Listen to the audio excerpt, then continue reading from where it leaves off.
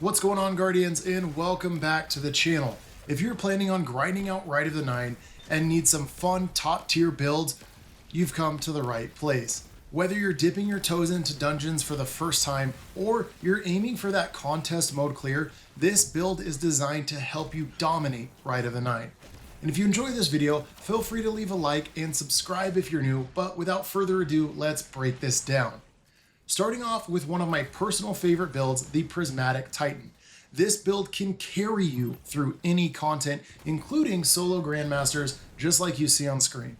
Yes, I do know it is Insight Terminus. It's not exactly the hardest Grandmaster for in-game players or veterans, but if I can make this work as an average or slightly above average player, trust me, you can absolutely dominate with this loadout, so let's dive into the details. With our Prismatic subclass, there are a few solid super choices here. We're going with Glacial Quake. It does a ton of damage, can freeze tons of enemies at once. It's perfect for locking down bosses or adds.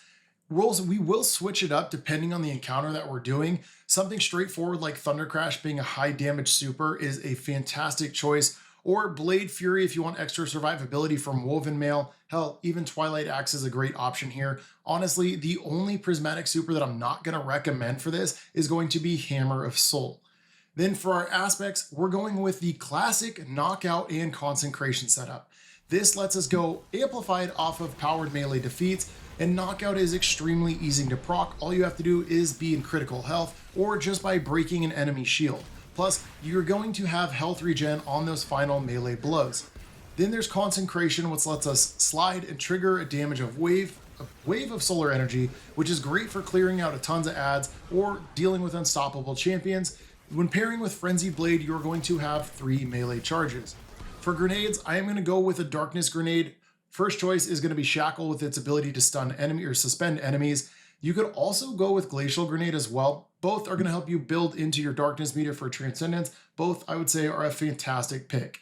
For our Fragments, we're going heavy on survivability with Facet of Protection to have a damage reduction of 15% when we're surrounded and 32% when we're surrounded in Transcendence. Then there's Facet of Balance to help generate energy for our charged melee and Consecration just by getting rapid light damage defeats. And when we get rapid darkness damage defeats, it will generate grenade energy. Then there's Facet of Purpose to further build into survivability. By picking up an Orb of Power, we will immediately get Frost Armor to give us further damage reduction. Or if you're using something like Thunder Crash, you will immediately get Bolt Charge stacks. Then there's Facet of Ruin to increase the damage and area of effect when we shatter stasis crystals with our Glacial Quake. And also, it helps with our ignitions from our Consecration, just giving it a wider range of damage. And of course, we're always going to be using Facet of Dawn to give us Radiant off of powered melee hits, giving us 20% increase to weapon damage. For our exotic, we are going to be using a class item with Spirit of Assassin for invisibility on finishers and powered melee final blows. This is going to give us a great opportunity to have high survivability and even res a teammate when they're down in a sticky situation. Pairing it with Spirit of Synthoceps to increase our melee damage when we're surrounded by 200% and a 50% increase to our super when we're surrounded as well. This can really be a game changer for ad clear or just high damage in general. You could also opt to go with Spirit of Contact here. The ability to jolt a ton of adds at the same time when you use your Consecration is just a phenomenal pairing. And if you don't have an exotic class item, don't worry, feel free to jump in our Discord. There's a ton of people that will definitely help you get your first one, or hell, stop by our stream and we can run Dual Destiny with you. Now let's talk about the loadout.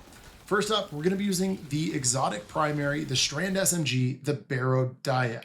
There's a few reasons that we're going to be using this weapon, the main one being exotic primaries generate heavy ammo more frequently than legendary weapons. It's huge for any type of content where ammo can get scarce. And the best part about the Barrow Dyad is it is craftable.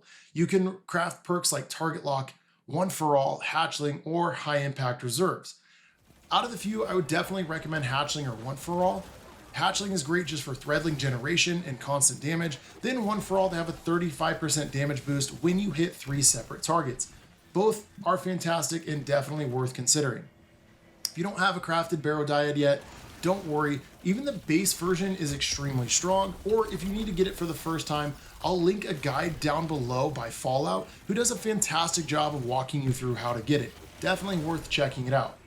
But what makes Barrow Dyad so special is its ability to generate blights with each shot. When you reload, it will convert the blights into blight seekers, which then burrow into targets and explode. This weapon is an absolute beast. Plus, when you pair it with artifact perks like unraveling orbs, this is just too good to pass up. Next up, we've got our legendary rocket sidearm, the Lotus Eater. This new rocket sidearm comes from the Vanguard playlist and is relatively easy to farm. You can turn in engrams, choose a Zavala for it, and go for the role that you want. And don't worry, the Adept version is not necessary. For perk options, I would say Repulsor Brace is key here. Giving you the ability to have an overshield when you get a kill against a void debuff target is just fantastic, and you pair it with destabilizing rounds, you will have a constant uptime on that overshield. Or you can go with something like One for All to boost your damage by 35%. It's perfect with dealing with a ton of adds or tankier targets.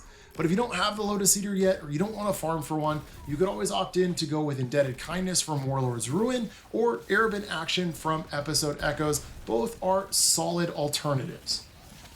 And when it comes to heavy weapons, Hammerhead is my go-to for this build.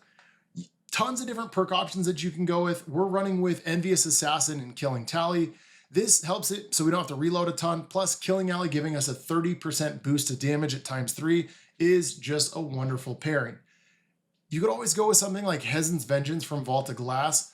It is a beast, honestly, the best legendary rocket in the game right now. Or if you want to stick with a machine gun, go with Corrective Measure as well.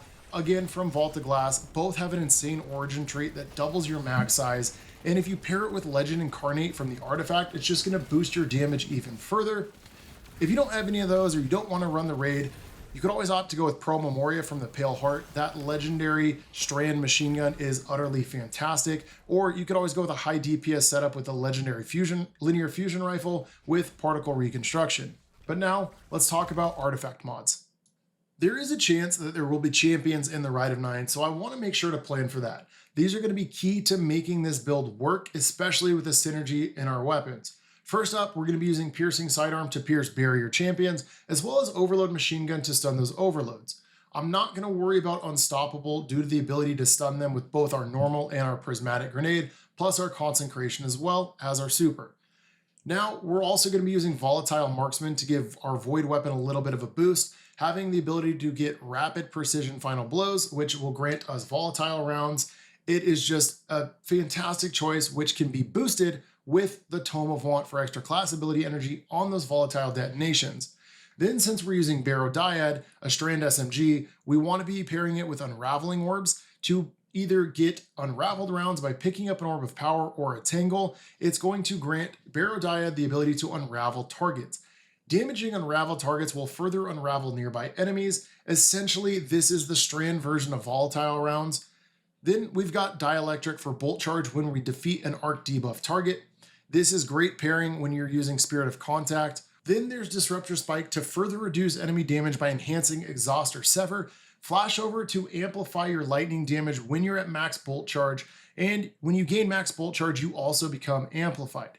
To further pair with our Barrow Dyad, we're also going to be using Horde Shuttle to spawn Threadlings when we defeat damage unraveled targets. It just makes the Barrow Dyad that much stronger. And of course, if there is champions in Rite of the Nine, we are going to be using Defibrillating Blast. This will grant us max Bolt Charge when we stun a champion. It'll also create an Arc Bolt that will heal us and jolt nearby targets.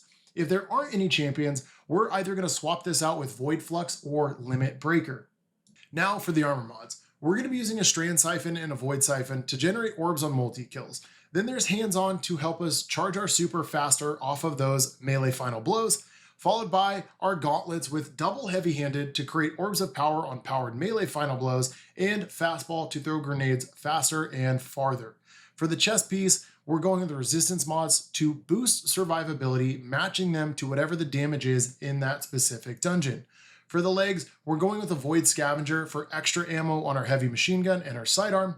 Then Better Already to start regenerating health the moment we pick up that Orb of Power, followed by Orbs of Restoration to feed ability energy into our lowest ability when we pick up that orb. And finally, for the class item, We're using Reaper to generate orbs after we use our barricade and get a final blow, then Powerful Attraction to automatically pick up any orb within 12 meters after we cast our barricade. Then there's Special Ammo Finisher to generate ammo for us and our fire team when we use a finisher. It is important to note you do need armor charges. You get those just by picking up orbs of power, then they'll be consumed when you use your finisher to generate that ammo. And there you have it, Guardians. This Titan build is one of my top tier picks for Rite of the Nine and contest mode dungeons. It's got everything from tankiness, damage, and ad clear potential. If you found this video at all helpful, feel free to leave a like down below, drop a comment if you would change anything or how you're going to adapt this to your playstyle, and of course, subscribe if you're new. If you want to join me for Rite of the Nine or any other activity, come drop by our Twitch anytime that we're live. And we always team up with chat. But guys, thank you so much for watching, and I will catch you in the next one.